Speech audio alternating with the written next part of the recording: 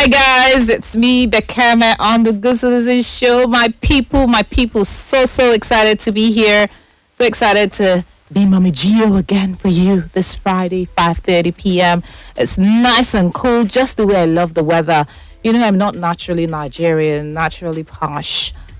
Some people making faces at me here, but you know, I'm a posh Nigerian, and you know, this weather is good for my skin, and I'm loving it. I hope you're loving it too. And guess what? Since our tariffs have gone higher, it's actually saving me air conditioning costs. So I don't have to turn on my AC or fan as much as I would have. I hope you've had as lovely a week as I have, even though I think I've aged at least 4 years during this virtual COVID-19 business. In the past 2 days, at least 2 times, I have called tomorrow, like the day after. So basically, I want to say, so it was a Wednesday, and I wanted to say, oh, this person is coming in on Friday, right? So please go and get stuff ready so that they'll be there. And in my head, it was tomorrow. So I made people coming the next day, Thursday, instead of Friday. So everything is just literally jumbled up in my head. And I did it like twice. And I'm saying to myself, you need to calm down. You need to calm down. I mean, how can one calm down when during COVID-19, everybody expects you to be omniscient, like omnipresent? I once had 3 meetings running at the same time. I had 2 different earphones. I had, the normal one that goes in the ear, hanging in one ear. And then I had the overhead one. And then I had one on my system. And I'm like, what? Like, how can I truly be effective? How can I really achieve work-life balance? But this is something that I must do for myself. I'm talking very fast because I'm getting agitated by all of these things. So I hope you're having a better life, better quality life, even though it's enjoyable. It's enjoyable because there's obviously opportunity for me to contribute to my great country, Nigeria. You know, this is what we're here for. We're here to remind you that no matter how bad it is, it's always good. It gets really bad, but it gets really good. So for those who are despairing, this is the worst. Like, it would get better. It's getting better. And as a result of you and I, you know, and I'm also happy that we celebrated Women's Day for all women there, mothers to be out there, mothers, wives, mothers to be, those who don't want to be mothers, but are nurturing by nature, those who are just women, you know. And last week we celebrated the phenomenal woman, because women are naturally phenomenal. I listened to a video, though, where I think it was Mr. Peter Duce talking about women and advising young men. And basically, the video ended with him saying something like, women are naturally selfish and opinionated. And he even referred to women as viragos. And he was like, if you like, insult me, you don't have home training. And I'm thinking, no, it's not about insulting you, sir. It's just, how do you make that kind of negative generalization? How do you do that? How do you live with such selfish beings? Do you not have girl children? How do you talk like that and expect that women do not get to face abuse and discrimination out there? Because some people are already thinking, women are naturally like this. This is not what it is at all. You can't just have any informed, educated person making that sort of generalization. And then we talk about racism and talk about, all sorts of injustice. And, if we always say, this person is like that, white people are always like this, or Igbos are always like that, it's just harmful to everyone. It doesn't help anyone at all. So we need to be guided. We need to remember that all of us are born phenomenal. We all have our challenges. We all have our shortcomings, but predominantly we can be good, we can be better people, and we will keep on focusing on that aspect of ourselves. So I also want to remind all of us, reminder to everyone out there, if you have been subject to female genital mutilation, or if you know anyone who has been subject to it, who's been a victim, remember that we still plan to do a documentary. We want to do a documentary. We don't have this kind of graphical illustration of all these things that are happening, and we are providing you with an opportunity, whether you want to show your face or you want to be anonymous. We want to do a story because we need to create awareness about this and stop this practice in Nigeria. It's not just something that we think we should just talk about once and keep it moving. No, we need to keep on talking about it. And, from the feedback we've had, all sorts of people have been asking for, that particular episode. They want to share it far and wide to their villages, to whomever, because it is so debilitating, it's so negative, it's so powerfully resonating all through women's lives when they have to go through this. So do reach us on 0906 263 4111. Again, it's 0906 263 4111, or send an email to gc@csrinaction.org, gc@csr-in-action.org. Please do reach out to us. We would like to hear from you, and I hope that you're observing COVID-19 protocols. I'm still sanitizing up and down. I'm still the COVID-19 manager, even though I see you all out there, no masks, nothing. I don't know what is going on. It's like COVID-19 has jumped through the window and gone. Yes, we didn't say COVID-19 is going to kill everybody in Nigeria. Never. It's never going to happen. And we've been thankful. We've been lucky that, the deaths aren't as much as they could be. Even though I know that we are terribly underreporting, but still it's not as terrible as we could be. But then some people are dying. If you know that you're not going to die from it, how about thinking about that person in your family who's a friend in your neighborhood who could die as a result of you not protecting yourself? So you need to try to wear a mask, try to practice social distancing. If you notice, for those who have been doing all of these things, even the common cold is not as common anymore. It's not a common cold anymore. I haven't caught a cold throughout this period. It's over a year now. No sneezing, no nothing, no itchy throats. So it's better generally for looking after yourself. And, the COVID-19 vaccine is one way that, would have helped us literally get back into the thick of things immediately. From what you've heard of the vaccine, it's not like you get vaccinated and that's it. You start dancing okoso in the marketplace. No, that's not how it works from what I've read. So it's basically, you get vaccinated. It's not like you would have gotten vaccinated for chicken pox as a child. It doesn't mean that you see somebody else suffering from chicken pox and then you just go and start hugging them up and down. It's just that the chances of you actually getting really sick from it are far reduced. So it'd be much better. But then there's been a lot of misinformation. Oh my goodness, there's all sorts. Educated, uneducated, guesswork, facts, reality all over the place. Some of them have been saying, you know what? Why don't you guys go first? Let's use you as guinea pigs, because I'm sure that most of you have heard that we've received 3.92 million doses of the AstraZeneca vaccine, which is a partnership between the University of Oxford and AstraZeneca. And so we've received 3.92 million, which is the first shipment for the over 16 million doses alerted to the country through the COVAX facility, which is aimed at vaccinating as much as 20% of the population. I say as much, even though many other countries are going for almost 100%, and this one is dash. So anyway, let me not be negative. We're doing good. We thank God for favor and grace. So this is supposed to vaccinate 20% of Nigerians.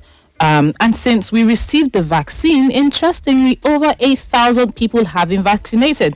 And I feel bad because I thought that I was at the forefront of this drive, to think that 8,000 people, I'm not even among them. So if they were giving awards to people who would, get vaccinated first, I would not be amongst those. I actually tried this morning, but I was late. I got there sometime past 10, and they looked at me, even the game man together, madam, you go call next week be that. And I'm like, what? As in how? Let me just try myself. So, okay, go now, go inside. And literally was full. I hear that, the Igbe phone one, for instance, by sometime past 8, it was already maxed out. And people were already taking numbers for next week. So if you're interested, if you're an employee, if you're an employer, you want your staff to go, you need to start planning for your staff to go early on next week, because this vaccine is running out. But there's still many more people who think, you know what, I'm not about to die, the thing will kill me, as though most of us haven't vaccinated our children all of these years. But, I don't blame you. There's been a lot of conspiracy theories flying about the place, so we need to know what is true. We want to know truly whether they won't kill us with injection or they no won't kill us. So to help us answer a few questions about the COVID-19 vaccines, we have Nene Okpalaoka, who works with the team at Flying Doctors Nigeria. She's a graduate of microbiology from the University of Lagos, which is my alumni. And so she has a strong, we're cool like that. Yes, as I was saying, she has a strong calling for communications. and allows herself to explore opportunities that come with interest in digital media and art. So we're going to get Nene to speak with us on this authoritatively, and you need to listen and learn, right? You need to listen and learn. And if you have any questions, you may calling to ask these questions. We also Coronation Trust, ACT Foundation, is a non-profit organization established to help local, national, and regional non-profit organizations working to address the challenges and associated vulnerabilities across Africa. Our interventions are focused on 4 key areas, which are health, entrepreneurship, environment, and leadership. At ACT Foundation, we believe that together we can make a difference. So, let's come together to make the positive social impact we desire in our world. Hi, welcome back to the Good Citizen Show. It's me, Bekeme, aka Mommy G.O., and we're talking about myths and facts about the COVID-19 vaccine. And to help us make a decision around this, we have Nene Okpalaoka from Flying Doctors. Nene, are you there? Good afternoon. Good afternoon, Nene. Welcome to the show. Thank you so much for joining us at such short notice. How is everything? Fine, thank you. Thank Okay, great. So, Nene, have you managed to take the vaccine? Let's start with that. Oh, I haven't, but I have intentions to, but I haven't, gone ahead to take it yet, just yet. Okay, good. Yeah.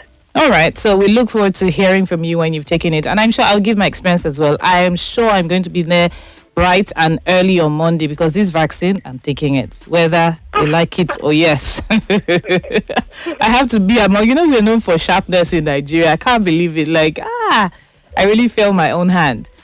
Okay, so Nene, research, and I guess this is why some people are worried. Some people are saying, it's happened too quickly, because research tells us that, it can take as many as 3 to 5 years to develop a vaccine before going to human testing, right? But these vaccines were developed in record time. Are they safe?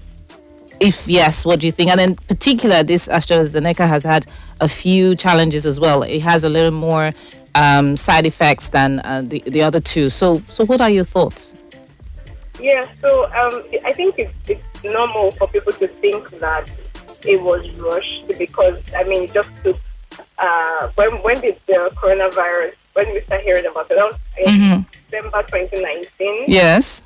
So, it just took how long, and then now we saw a vaccine. So, but, according to a lot of, like the CDC, for example, a lot of these bodies say that they've been working on, so they've been using this same method to produce a vaccine, and then the corona happened, and they just tweaked it to make it the corona vaccine, which actually makes sense because then again. So which vaccine, were they working on before then this particular COVID-19 strain occurred? So it wasn't a particular vaccine, it was a method of making vaccines. So I think they used to do the traditional method for making vaccines, but then they now started with this using the mRNA. So it's like messenger RNA, the faster approach to the way vaccines are made. And it works. And there were a series of testings, even before the FDA approved some of these vaccines. There were a series of testings, and people volunteered for this thing. And as we know, COVID is easy the spread is vast. It's very, very. But, so it was easy to test and see that, okay, how much is the efficacy of this particular vaccine. So yes, I think with the testings and all of those, it was enough to ascertain that, it's okay to roll out this vaccine. So they're not trying to kill the black race, and, there's no particular reason why it's the AstraZeneca that's available to us. Oh, well, so this is the reason. I think it's the storage. So from the vaccines that are available, like the Pfizer, the Moderna, all of those, the temperature, you need to, so there's this cold chain that you have to use to store vaccines. Yes. And once it's broken in any of the transport modes, whether it's via, before it even gets to the mode of the place where it's supposed to be given, it disrupts the flow of the vaccine. For the AstraZeneca, it just needs the normal fridge temperature. And as we know, in Nigeria, because we don't want to go overboard. We don't need something that needs them absolutely high tech or anything like that. Yes, a way low temperature. We might not be able to, store that kind of vaccine. That's why we have the AstraZeneca in Nigeria.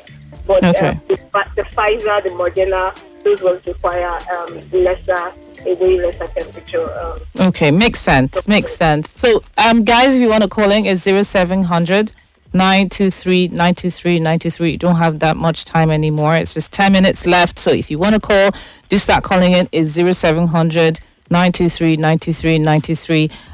Nene, so if I have had COVID-19 and I've gotten over it, do I need to take the vaccine?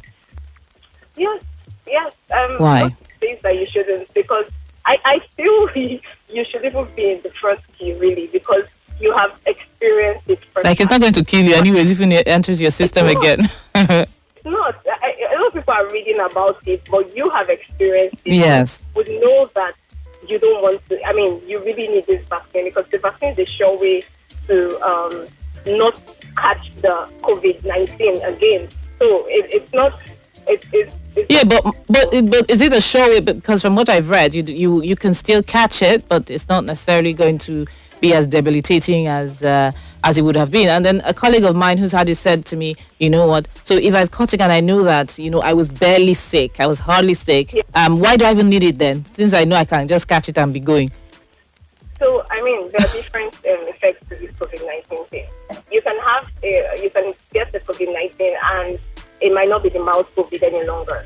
It might be another strain. You might get that you don't have. And then long COVID, this is the long haulers. These are people that have gotten COVID-19, but they haven't gotten over it. So they still feel weak. They still feel, the same way they felt when they had COVID. But the COVID test says that they are negative of COVID-19. So you don't want to be in that position, really. So it's not good to bank on that. Right. Okay, so before we get Mr. Babashola on the call, who's had the vaccine, I think we should start reaching out to him now. Just tell us, any tips for those who are considering getting the vaccine? So, for instance, every time that I've taken any of my kids to get their vaccines, I would ensure that they take like paracetamol first, some painkiller before the vaccine. And then I heard at some point, it's not a great idea. So what is it? Should I take a painkiller or should I not? What should I do in prepping? Okay, so I mean, yes, true. Headaches, body aches are side effects of the vaccine. But what I would say is, a lot of people, for people that have different opinions of, what the vaccine is and what it's not, I feel, ask questions. That's one thing. Ask many questions that you want to ask, even to your local doctor before you take the vaccine, just so you are aware of the side effects that would come. They are normal. So for this, can I take a painkiller before it? Do you think? Well, I would not advise you to go ahead and self-medicate without talking to your doctor at least. Because you're going. It's just like saying you want to go and take a yellow fever vaccine now, and you probably heard that that area aches for 2 weeks, and then you now go on to take a painkiller before you get there. You haven't even taken it yet, so you don't even know how it would affect you, because it varies from one person to another. Some people are nauseous, some people have headaches, some people have body pain. So it's different for different people. So I feel talk to your doctor first and know the side effects, and then be sure of what to do. Don't go on to take the medication without talking to the doctor. Okay, thank you so much, Nene. Thank you for those tips. If you've been listening to Nene Okpalaoka from Flying Doctors talking to us about the myths and facts about COVID-19, the COVID-19 vaccine available to us. You can take it. You're good to go. Nothing to fear. Thank you so much again, Nene. Thank you for having me. All right, take care. All right. Bye. Okay, so we've had some calls that we couldn't pick up. So if you would like to tell us about your experience, or you want to, ask questions, whatever, please call 0700 923 93 93. Again, is 0700 923 93 93. We're going to try to reach out now to Olaliri Babashola, who would be joining us to tell us about his experience. He's been there. He's taking the vaccine. and he's good to go. So, I mean, from what I've heard, people have said, by the time I took it, when I took it, I started feeling, slightly tired. Some people have had maybe a slight headache. Not unusual to what you would find when a child goes to take a vaccine. I mean, typically they just sleep all the way through it. And then some people have reported being hungrier as well. So they took the vaccine and they came back and they wanted to eat the whole house, right? So let's hear from him. Hello, Mr. Babashola. Hello, good evening. Good evening. Thank you again for coming on the show. How's everything? How are you feeling? Yeah, very good. Yeah, I can hear it in your voice. That sounds good. When did you take your vaccination? I took on Tuesday this week. What date is that? The Tuesday I took my vaccination. You can't be asking me. I'm the wrong person to be asking of this. Everything is jumbled up in my head. Like, okay, let me check. It's the 16th. That's on the 16th, yes. Mm-hmm. So did you have to go there early? Sorry? Did you arrive at the center early? Okay, yes. Actually, what happened, when I booked online, I was assigned an hospital. I'm in Abuja. I was assigned Abuja Clinic. Okay. So I went there on Monday and only to be told that nobody gave them any vaccine. Surprise. Had nothing. So I headed to a national hospital where I knew they were giving. And they said, since I was not registered with them, I couldn't take. I have to go and register online with them. So that Monday evening, I succeeded in registering with National Hospital. I went there the next day around 10 o'clock. So they were 10 a.m. Yes, 10 a.m. It was so easy. They were giving numbers to people. I was given number 15. They were number 4. And in about 30-35 minutes... You had taken it? Yes, I had taken it. Nice. So did you take a painkiller before or afterwards? No, I didn't. I was briefed by the nurse that I was going to administer that it's not unusual to have pain, headache, or feeling feverish. Not to worry about. If I do, I should take paracetamol. And I was told that. I took it. The only thing I could say I felt was, normally when you take injection, there are sometimes you feel pain at that spot. I felt that for about 2 days. The pain disappeared. So I've not had any other thing. So it's okay. Okay, that's fine. So you had that. You went home. Did you go back to work? Okay, people are mostly working from home now, but did you manage to work or were you mostly drowsy? Did you sleep a lot? Were you hungry? No, I went there from my office. I went back to work in the office. So no problem. Okay. Next day I felt like eating amala and away the side effects of the vaccine, and I took it and felt okay. That would be June 8th. They told me that would be 12 weeks after the first. 12. So that is 8th of June. That's my date for the next one. Right. And is that the final dose? Yes, that will be the final dose. I've been given a card. It was scanned into the system. They registered me, took my photograph, and registered in the system. They told me that with that registration, I exist in the database. I could travel anywhere. Oh, fantastic. For those who want to travel, you hear another perk of taking the vaccine. For those who will be hearing, I want to go to Dubai. This is your chance of taking the vaccine and traveling wherever you want. Thank you so much, Mr. Babashola, for agreeing to be our guinea pig ahead to just basically test it out. Thank you very much. All right, thank you, sir. All right, so you'll be listening to the Good Citizen Show, been talking about myths versus facts about the COVID-19 AstraZeneca vaccine that's available in Nigeria. From what you've heard, from what I've heard, I'm good to go, busting in there Monday, ready to take what I need to take to get it moving. If you've been listening to the show and you wanted to make a contribution, if you would tell me the tips that Nene gave, you can go to our social media handle to win credit in the sum of 5,000 naira. If you would tell me, go to our social media page at GoCitizenNG to tell us the tips that we're giving by Nene Okpalaoka from Fine Doctors to get a chance of winning 5,000 1,000 naira. So darkness cannot drive out darkness, only light can. Hate cannot drive out hate, only love can. And so you need to go out and love your neighbor. Have a good Friday. It's me, Bekeme, aka Mommy Gio, on the Good Citizen Show. God bless and bye-bye.